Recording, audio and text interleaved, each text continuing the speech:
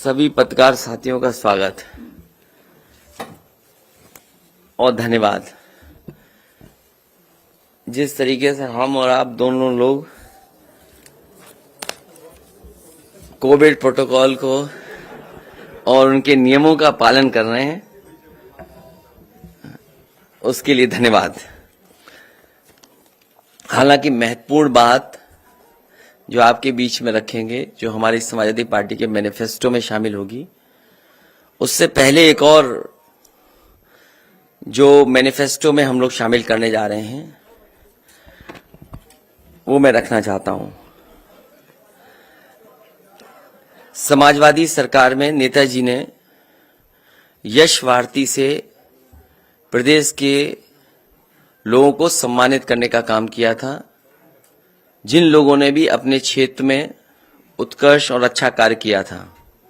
इसलिए आज समाजवादी पार्टी इस बात को अपने घोषणा पत्र में शामिल करेगी। समाजवादी पार्टी का जब घोषणा पत्र आएगा, यश भारती सम्मान फिर से शुरू किए जाएंगे और इसी तरह जिला स्तर पर हर साल नगर भारती सम्मान दिए जाएंगे।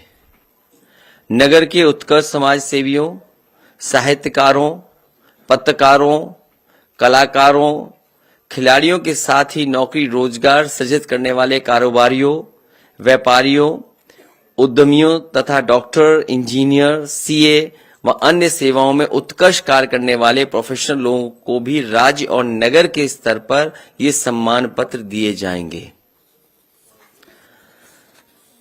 और सबसे पुरानी और सबसे महत्वपूर्ण बात जो हमारे सहयोगी साथ बैठे हैं, समय समय पर इन्होंने बात रखी है और ये बहुत ही महत्वपूर्ण बात इसलिए है कि जहां कर्मचारियों की सोशल सिक्योरिटी की बात है, उनकी सोशल सिक्योरिटी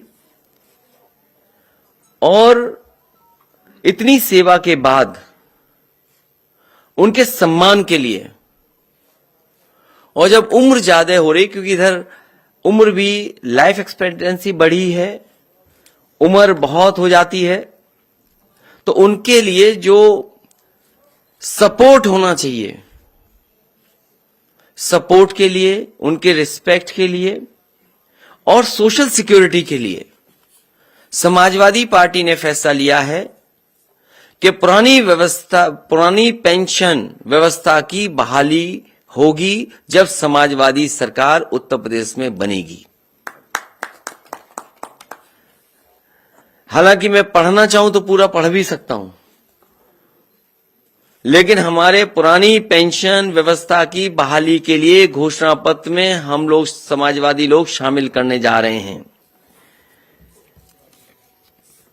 उत्तर प्रदेश के सरकारी सेवा में नियुक्त शिक्षक, कर्मचारी एवं अधिकारियों को सेवानिवृत्त होने पर जीवन यापन के लिए मासिक पेंशन दी जाती थी। इससे सेवानिवृत्त कर्मचारियों को आर्थिक सुरक्षा प्रदान होती थी। केंद्र में भारतीय जनता पार्टी की सरकार द्वारा वर्ष 2004 में नियमावली बनाई, जिसके आधार पर अप्रैल 2005 के बाद नियुक्त शिक्षक और कर्मचारी की मासिक पेंशन की योजना समाप्त की गई और नई पेंशन योजना लागू की गई, जिससे सेवानिवृत्त कर्मचारी एवं शिक्षक को सेवानिवृत्त होने पर एक मुश्त धनराशि प्रदान की जा रही है। इसके लिए 10% धनराशि कर्मचारी देता है और 14% सरकार देती है और इस पैसे को शेयर मार्केट में लगाया जाता है, जिससे इस व्यवस्था की विश्वसनीयता पर प्रश्न लगता है। मुझसे लगातार तमाम कर्मचारी और शिक्षक संगठन मिले और जिसमें हमारी बाईं तरफ बैठे हुए हैं, लगातार लड़ते रहे, बैठे, न जाने कितनी बार हमारी बैठकें हुई। केवल आपके साथ बैठक नहीं हुई, बल्कि कई हमारे जो एक्सपर्ट हैं, फाइनेंशियल चीजों को समझते हैं, जिनके पास अनुभव है, उनके साथ भी बैठक हुई। तब जाकर के ये समाजवादी पार्टी ने अपने मैनिफेस्टो में शामिल करने का फैसला लिया है। मुझसे लगातार तमाम कर्मचारी और शिक्षक संगठन मिले और उन्होंने पूर्व की भांति पुरानी पेंशन योजना लागू करने की मांग करी। इन लोगों ने लगातार आंदोलन और धरना प्रदर्शन किया, लेकिन इस कर्मचारी विरोधी सरकार ने इनकी बात नहीं सुनी। कमेटी भी बनाई, आश्वासन भी दिया, लेकिन इनकी बात इस सरकार भारतीय जनता पार्टी ने नहीं सुनी। मैं आज ये घोषणा करता हूं कि मेरी सरकार, समाजवादी सरकार बनते ही पुरानी पेंशन व्यवस्था बहाल कर दी जाएगी। इसमें जो भी धनराशि की आवश्यकता होगी उसकी व्यवस्था कर ली जाएगी। मैंने इस संबंध में कर्मचारी और वित्त विशेषज्ञों से वार्ता कर ली है। एक कॉर्पस बना करके इस धनराशि की व्यवस्था करने के लिए हम सक्षम हैं। संतुष्ट हैं आप लोग?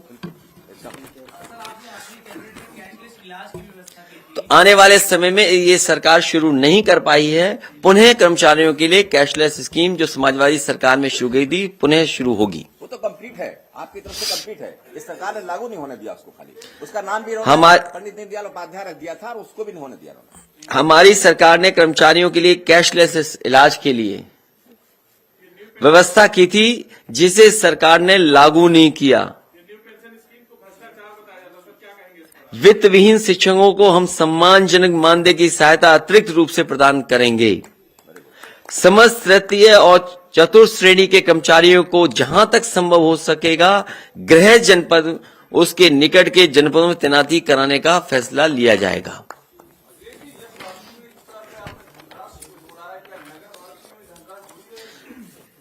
बहुत छोटा सवाल पूछ रहे हो इतनी बड़ी योजना के सामने। सबसे बड़ा फैसला समाजवादी पार्टी का जो घोषणा पत्र में शामिल होने जा रहा है, पुरानी पेंशन योजना को बहाल किया जाएगा। बहुत बड़ा फैसला है। 2005 से पूर्व कर्मचारियों को मिलने वाली पुरानी पेंशन व्यवस्था लागू की जाएगी। उसके लिए किस तरीके से लागू होगी, फाइनेंशियल एक्सपर्ट जो जानकार लोग हैं उनसे राय मशवरा किया गया है। किस तरीके से कॉर्पस फंड क्रिएट किया जाएगा, उसका भी इंतजाम समाजवादी सरकार में होगा। फिलहाल इसी पे हमें काम कर लेने दो। कर्मचारी भी होंगे और शिक्षक भी होंगे, सारे अधिकारी भी होंगे, जो भी इसमें आते हैं उस कैटेगरी में सब। जिन्होंने हटाई वो भी शामिल होंगे।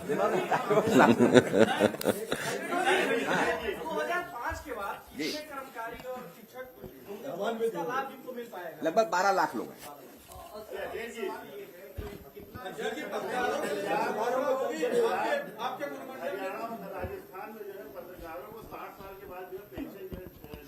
ये सुझाव अच्छा है, लिख करके दो हमें।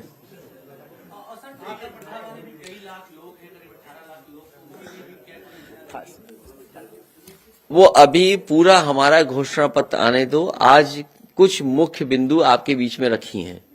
इसके अलावा जो और महत्वपूर्ण चीजें आ रही हैं कर्मचारियों को लेकर के या अन्य विभागों को लेकर के, वो हमारे घोषणा पत्र में शामिल होगी। अभी पुरानी पेंशन व्यवस्था की बहाली हमारे लिए जरूरी है। सर, आपकी तरफ जो है सभी देश के और प्रदेश के सभी कर्मचारी आशा भरी निगाहों से देख रहे हैं। सर, क्या ऐसा होगा कि पहली कैबिनेट में आप द्वारा जो है पुरानी पेंशन बहाल कर दी जाए? समाजवादी पार्टी जो कहती है वो करके दिखाती है। करनी, हमारे कहीं भेदभाव आपको नजर नहीं आएगा कथनी और करनी में।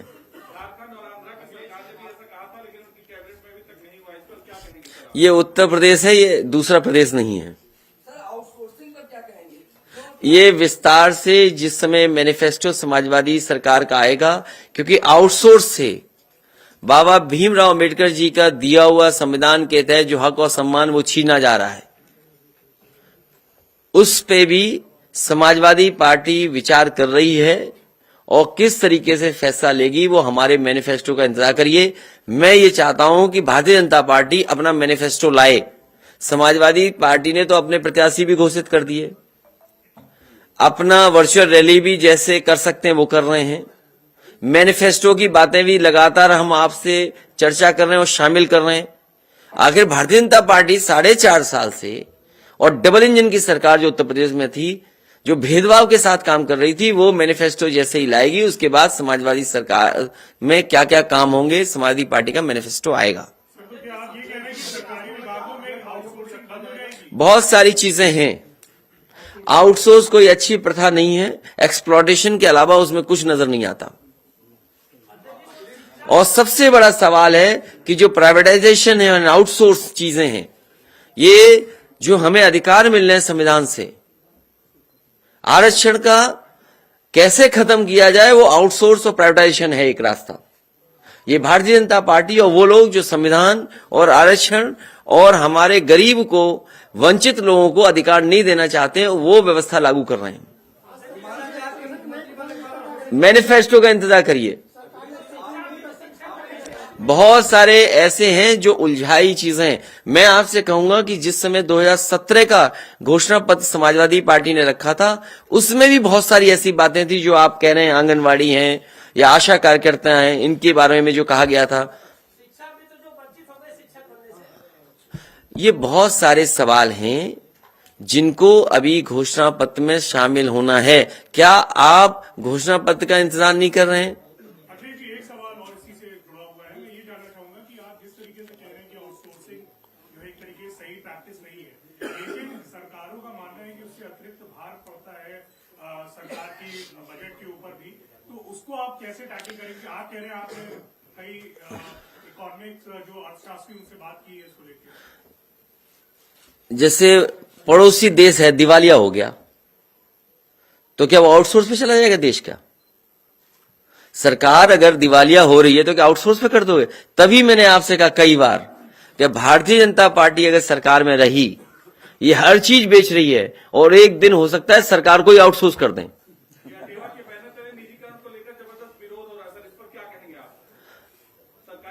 निजीकरण के खिलाफ समाजवादी पार्टी और तमाम वो लोग हैं जो समाजवादी हैं और अम्बेडकरवादी हैं, वो प्राइवेटाइजेशन के खिलाफ हैं। अखिलेश जी, पॉलिटिकल सवाल है कि आज फिर आपके परिवार से एक व्यक्ति को शामिल किया बीजेपी ने, प्रमोद गुप्ता जी, उन्होंने फिर आप पर वार किया है। ये सिलसिला चल रहा है, कोई परिवार शामिल होता है और आप पर वार करता है।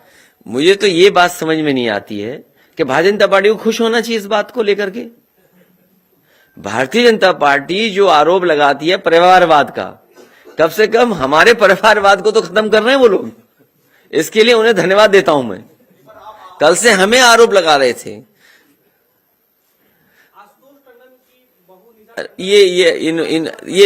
ये काम भारतीय जनता पार्टी कर सकती है, उन्हीं से सवाल पूछिए। समाजवादी पार्टी किसी के घर में लड़ाई नहीं करा सकती।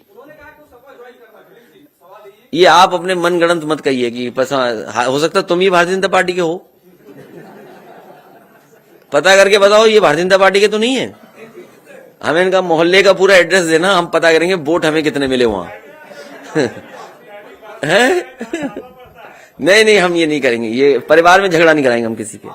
ये कानूनी है, वो अपने कानूनी उसमें करें। समाजवादी पार्टी किसी घर में लड़ाई नहीं करवाती है, तो क्या आपको लगता है कि घर में आपकी जो हो रहा है, बीजेपी इसके पीछे जानबूझ के ऐसा कर रही है, लड़ाई करवा रही है आपके घर में? अभी तक आपकी आंख नहीं खुली? कैसे पत्रकार हो आप? आपको तो ये पता ही है। नहीं, प्रभावित, सवाल प्रभावित का नहीं है। सवाल ये है क्या आप तक इतना तक नहीं जान पाए आप कि भारतीय जनता पार्टी जो परसेप्शन है, जो परसेप्शन समाजवादी पार्टी का है, जिस तरीके से समाजवादी पार्टी में भारतीय जनता पार्टी के बड़े बड़े मंत्री शामिल हुए हैं, जिनके पास व्यापक समर्थन है, जनाधार है, जो आपकी पार्टी में शामिल हुए, स्वामी प्रसाद मौर्य जी, कितना बड़ा जन समर्थन है उनके पास। उनके पास जन समर्थन है, उनके साथ लोग हैं। या मंत्री दारा सिंह चौहान शामिल हुए हैं, उनके पास भी समर्थन है। जिस तरीके से समाजवादी पार्टी ने दलों को जोड़ा है, तो जो परसेप्शन है, उस परसेप्शन की लड़ाई में भारतीय जनता पार्टी हार गई। हम लोग आगे हैं, हम अपना मैनिफेस्टो रिलीज कर रहे हैं कि आखिरकार जनता के बीच में जब हम जा रहे हैं तो जनता से हम क्या कहें। आपके ही सामने न जाने कितने बिंदु हम उठा चुके हैं। 300 यूनिट बिजली घरेलू माफ होगी, इसका जवाब भारतीय जनता पार्टी के पास क्या है? भारतीय जनता पार्टी कहने लगी हम बिजली आधा कर देंगे तो इसका मतलब 4.5 साल तक तुम बिल ज्यादा लेते रहे। 4.5 साल का पैसा वापस करोगे क्या? लैपटॉप डिस्ट्रीब्यूशन होगा, इन्होंने जो टैबलेट दिए हैं उस पर उंगली उठ रही है, प्रश्न लग रहे हैं। समाजवादी सरकार के दिए हुए लैपटॉप आज भी चल रहे हैं। किस स्पेसिफिकेशन के खरीदे गए थे और किस स्पेसिफिकेशन के बांट दिए गए? समाजवादी पेंशन एक ऐतिहासिक फैसला था और डायरेक्ट बैंक के अकाउंट में जाता था। यह व्यवस्था समाजवादियों ने उत्तर प्रदेश में न जाने कब लागू कर दी थी और अब बढ़ा करके उसको 18,000 रुपए किया है। ये कोई छोटा फैसला नहीं है, बड़ा फैसला है। गरीब माता बहनों की मदद के लिए, उनके सम्मान के लिए समाजवादी पेंशन पुनः शुरू होगी। और ये जो पुरानी पेंशन व्यवस्था की बहाली, ये हिस्टोरिकल फैसला है। और उनके लिए जो बुजुर्ग हैं, जो सेवा देते हैं और नौकरी के बाद उनके सम्मान के लिए कम से कम एक ऐसी व्यवस्था है जो जीवन भर उनके साथ रहेगी। आज लाइफ एक्सपेक्टेंसी ज्यादा है, 80 साल 85 साल, लोग 90 साल जी रहे हैं। हम तो 24 साल से पूछते उम्र कितनी, 24 साल की 80 है उनकी।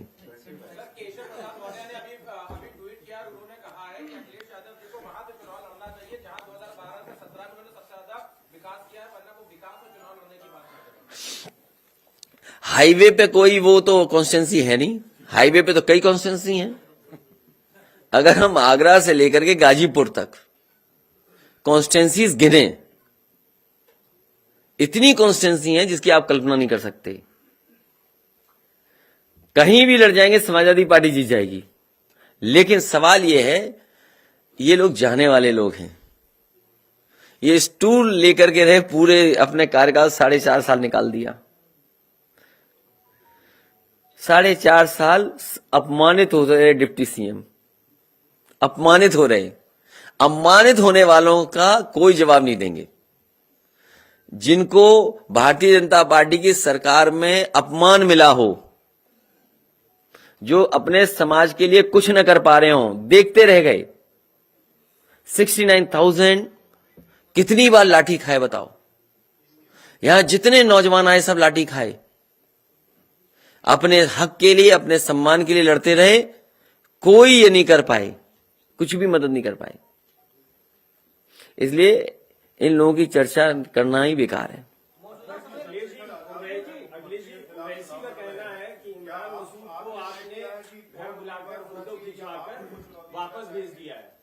आप उसमें मत उलझो, वो हैं? सब ठीक है, सब ठीक हो गया। हाँ,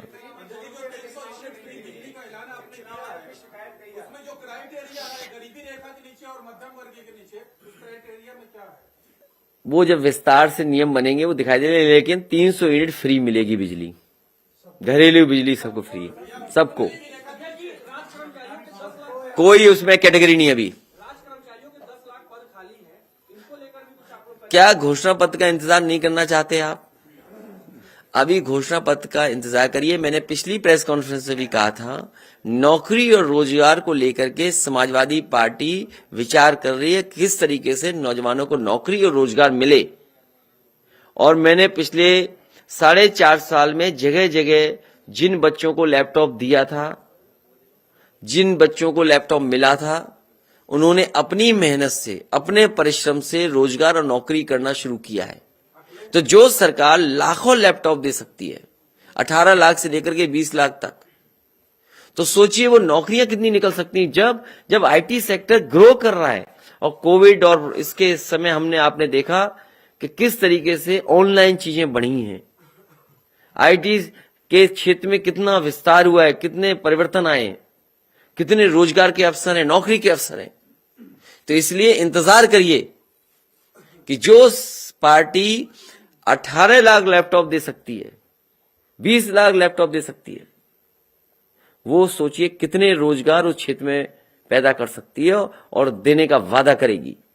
और उसका उदाहरण मैंने एचसीएल भी दिया था आपको कि लखनऊ जैसी जगह इतना अच्छा कैंपस अगर एचसीएल का लाने का काम किया, तो अगर ज्यादा से ज्यादा हमें सहूलियत देनी भी पड़ी, या पॉलिसी के अंदर कुछ मदद की करनी पड़ी, तो हमारा स्वार्थ यही है कि उत्तर प्रदेश के नौजवानों को रोजगार और नौकरी मिले। उसके लिए इंडस्ट्री को कुछ भी सहूलियत देनी पड़ेगी, वो सरकार सहूलियत देगी, लेकिन उसके लिए इंतजार करिए मैनिफेस्टो का। बीजेपी के बाद, बीजेपी की तारीख अगर आपको पता हो तो हम अपनी तारीख बता दें। उनको क्या चिंता है, उनके सब हार रहे हैं, उनके सब हार रहे हैं अभी तक। सवाल है कि जब सीएम योगी ने ऐलान किया कि वो गोरखपुर से लड़ेंगे तो आपने कहा कि उन्हें घर भेज दिया पार्टी ने।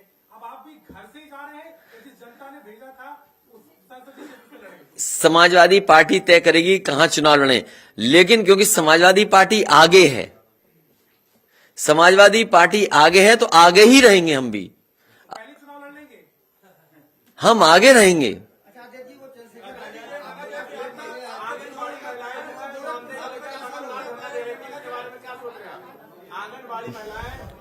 आप मैनिफेस्टो का इंतजार करिए। आंगनवाड़ी वालों के साथ बहुत धोखा किया भारतीय जनता पार्टी ने।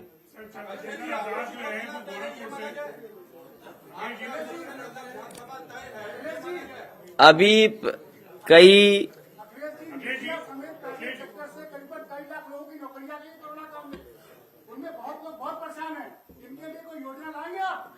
पहले तो हमें और आपको विचार करना चाहिए कि कोरोना ना आए, और दूसरा किससे निकाल दिए गए?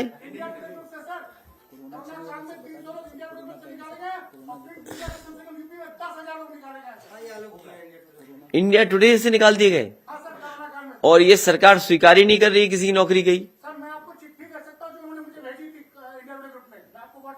तो इंडिया टुडे तो चल ही नहीं रही, अब तो केवल डिजिटली चल रही।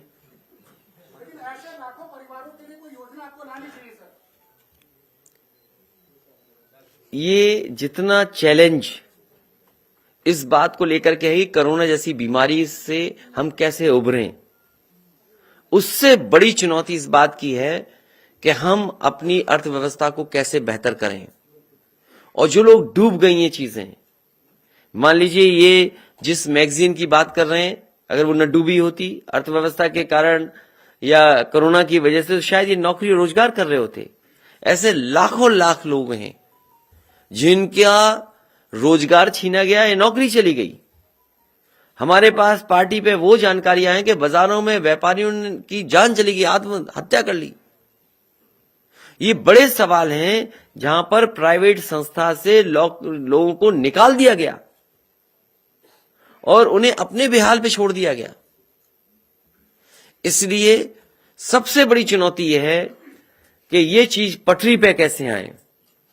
इसीलिए हम चाहते हैं कि ऐसी सरकार बने जो लोगों के घर परिवार में खुशहाली ला सके।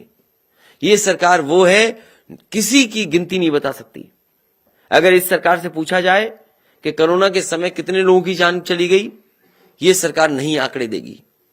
इस सरकार से पूछो कि कितने लोगों के रोजगार छिन गए प्राइवेट सेक्टर में, ये सरकार जवाब देने वाली नहीं है। इस सरकार से पूछो कि कितनी की नौकरी चली गई, नहीं जवाब दे रही।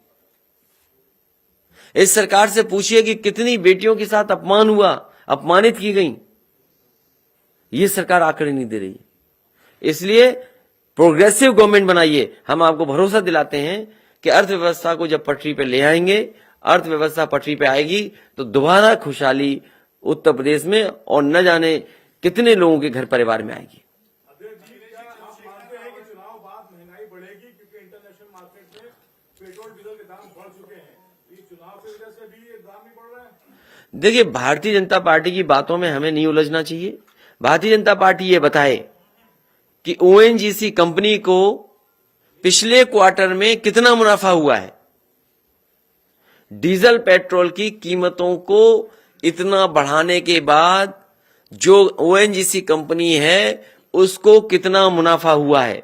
और जिस समय आपको मुनाफे के आंकड़े पता लग जाएंगे, ये अंतर्राष्ट्रीय बाजार नहीं है, ये सरकार है जो जिम्मेदार है। आपको पता होगा हिमाचल का जैसे ही परिणाम इन सरकार के खिलाफ आया, इन्होंने डीजल पेट्रोल की कीमत कम कर दी। अखिलेश जी, चंद्रशेखर रावल मुख्यमंत्री के खिलाफ गोरखपुर से चुनाव लड़ रहे हैं, ये सपोर्ट करेंगे? अपना कहने हमारी पार्टी में कई लोगों ने आवेदन किए हैं। आज भी एक परिवार मिलने आया था। तो इस तरीके से पार्टी अपना तय करेगी, गोरखपुर की यूनिट से पूछेगी कि हमें आगे फैसला क्या लेना है। 2017 में शिवपाल जी गए थे और 2022 में अपाना, क्या इसका कुछ अंतर मिलेगा क्या? मैंने जवाब दे दिया कि भारतीय जनता पार्टी जो परिवारवाद के खिलाफ थी, आज केवल साजिश और षड्यंत्र करके ही आगे बढ़ना चाहती है। तो उन्हें बहुत बधाई, बहुत मुबारक। योगी सरकार ने जिन अधिकारियों और कर्मचारियों को जबरन रिटायर किया था, उसकी समीक्षा की जाएगी। अब जबरन उत्तर प्रदेश के मुख्यमंत्री को रिटायर करो अपने बोर्ड से। अध्यक्ष जी, आप समाजवादी सरकार विकास के लिए जानी जाती है, तो क्या आपकी सरकार आने के बाद रिवर फ्रंट और मेट्रो का एक्सपेंशन जैसी योजनाएं दोबारा से लागू की जाएंगी, जो इस सरकार? ये तो बहुत छोटे सवाल है, ये तो हमारे घोषणा पत्र में नहीं था। मेट्रो तो बना दी हमने, लखनऊ मेट्रो। सोचिए, समाजवादी पार्टी की वो सरकार थी, कई बड़े काम किए समाजवादी पार्टी ने जो हमारे घोषणा पत्र में नहीं थे। घोषणा पत्र के बाहर काम किए हम लोगों ने। हाँ, इतने 100 करोड़ खर्च करने के बाद रिवर फ्रंट आज भी बदहाल ही पड़ा है। तो बदनामी करानी थी उन्हें। अब हालांकि उनका नाम आ गया, दोबारा नहीं आना चाहिए नाम। पुराने लखनऊ में काम हुआ, जो आरोप लगे वो आप जानते होंगे। एक को इतना दबाया, इतना परेशान किया, इतना परेशान किया कि वो हनुमान चालीसा पढ़ने लगे थे। और बाद में वही भारतीय जनता पार्टी में शामिल हो गए और भारतीय जनता पार्टी ने दोबारा एमएलसी बना दिया। और सरकार बदलते ही जब अगली ईद आएगी तो हो सकता हमारे साथ हो। तो ये सरकार विकास विरोधी है। ये तो लखनऊ शहर है जहां पर गोमती का रिवर फ्रंट बनाया गया। बनारस में वर्णा नदी पर रिवर फ्रंट बन रहा था और उसमें बड़े पैमाने पे जो नाले या नालियां या घर का सीवरेज या होटल रेस्टोरेंट के जो आ रही थी गंदगी, उसको रोक रहे थे और कोशिश थी कि शहर के अंदर बनारस में वो वर्णा साफ सुथरी बहे। इसी तरीके से गोमती रिवर फ्रंट था कि कम से कम गोमती शहर में साफ पानी के साथ बहे। लेकिन पता नहीं हमारे बाबा मुख्यमंत्री को क्या हो गया। इन्हें क्या लेना देना, इन्हें इससे भी नफरत है कि कोई आइसक्रीम क्यों खा रहा है। अगर यहां पर रिवर फ्रंट में आइसक्रीम के ठेले लग रहे थे, छोटा मोटा कारोबार चल रहा था, परिवार घूमने आ रहा था, आज गेट टुगेदर की जगह क्या है? पार्क हैं, बाजार हैं, रेस्टोरेंट, होटल हैं। ये गरीब लोगों को एक जगह दी थी समाजवादी पार्टी ने कि गरीब परिवार आए, यहां पर कुछ समय अपना गुजार सकें परिवार के साथ, अपने रिश्तेदारों के साथ। मैंने कई बार देखा कि बच्चे वो अपना जन्मदिन मना रहे थे वहां। स्कूल के बच्चे बच्चियां आते थे, घूमते थे, परिवार आकर के घूमते थे। लेकिन इनको खुशी से नफरत है भारतीय जनता पार्टी को।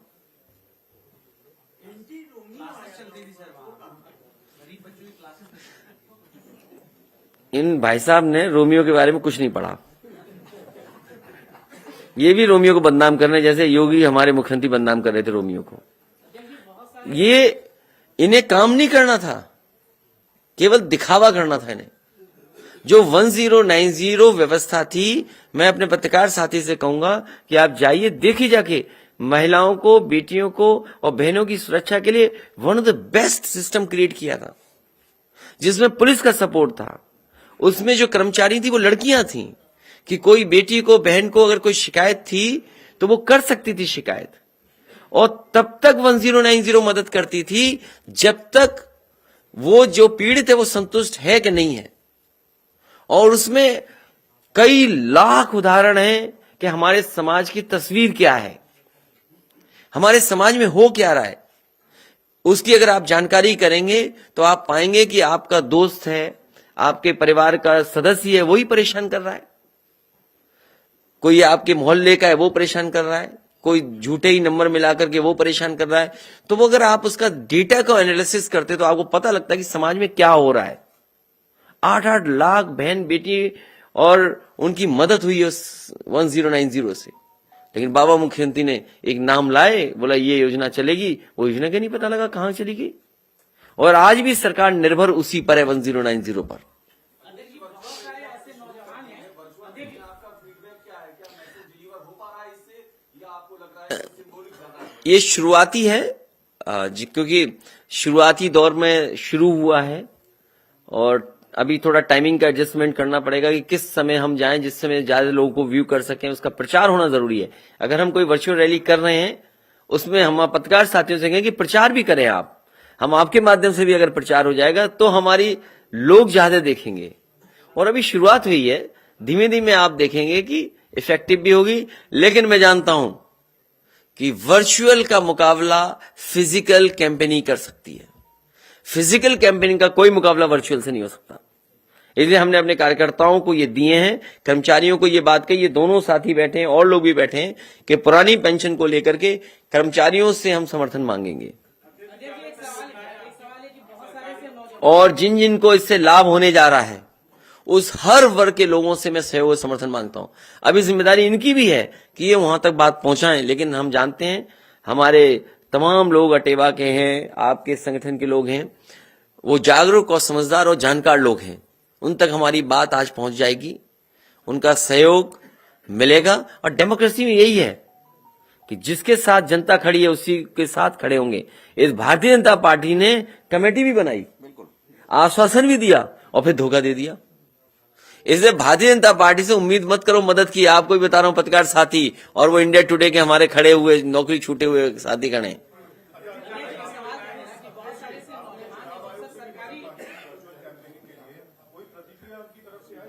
हमें तो अभी तक कुछ नहीं मिला।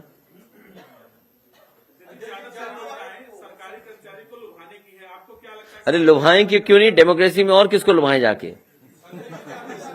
क्या सवाल पूछ रही है बताओ? अरे समर्थन मांग रहे हैं, लुभा रहे हैं? हम तो कह रहे हैं खुल करके, हाँ आइए कर्मचारी वर्ग हमारे साथ, हम व्यवस्था करेंगे आपके लिए। बहुत सारे ऐसे नौजवान हैं जो सरकारी नौकरी के मापदंड को पूरा नहीं कर पाते तो वो प्राइवेट नौकरी की तरफ देखते हैं।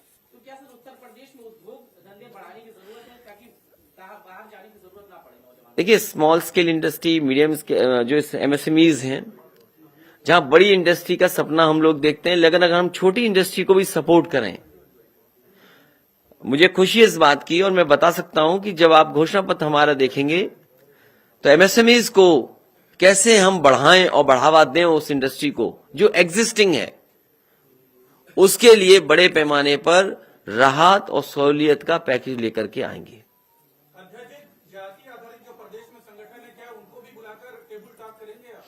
नहीं, अब टेबल टॉक का समय खत्म हो गया, अब केवल दरवाजा खटखटाने का समय है। हमें उम्मीद है कि उनका सहयोग और समर्थन मिलेगा। 5 साल जो अपमान झेला उन्होंने, जो धोखा खाया, उसके खिलाफ खड़े हों, इस सरकार को हटाएं।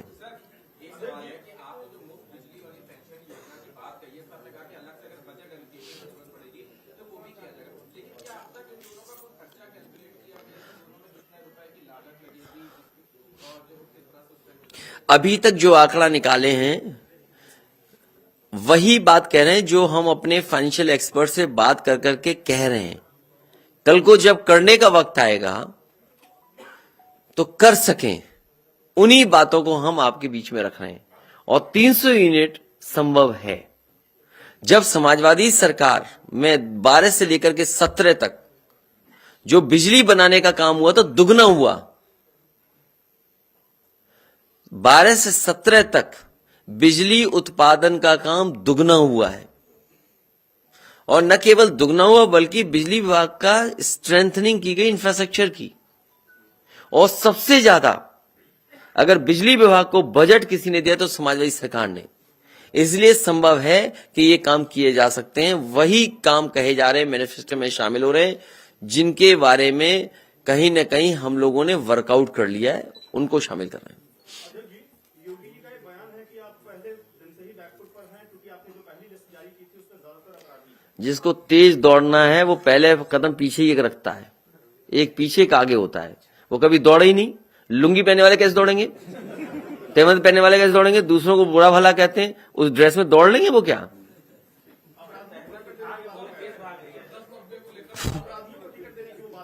वो कुछ नहीं कह रहे हैं। उनसे ज्यादा मुकदमे किस पे थे? मैंने आपसे कहा सीएम और डिप्टी सीएम पे जितने मुकदमे हैं इतने तो आईपीसी में सेक्शन नहीं है। बताओ है कि नहीं? तुम ही बता दो हमें। क्या दौड़ेंगे वो हम लोगों से? सर इसी से जुड़ा एक सवाल है कि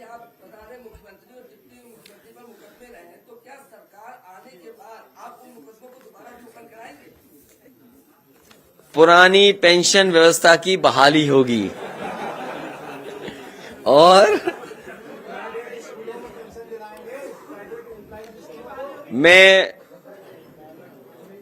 आदरणीय लव कुश मिश्रा जी को बहुत बहुत बधाई देता हूं आज समाजवादी पार्टी में शामिल होने के लिए।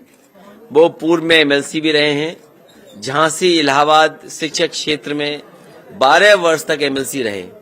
उनके आने से हमारे पार्टी का संगठन और पार्टी के हमारे लोगों को बहुत मजबूती मिलेगी। हमें उम्मीद है उनका इसी तरीके से और उनके साथियों का सहयोग और समर्थन मिलता रहेगा। और वो अभी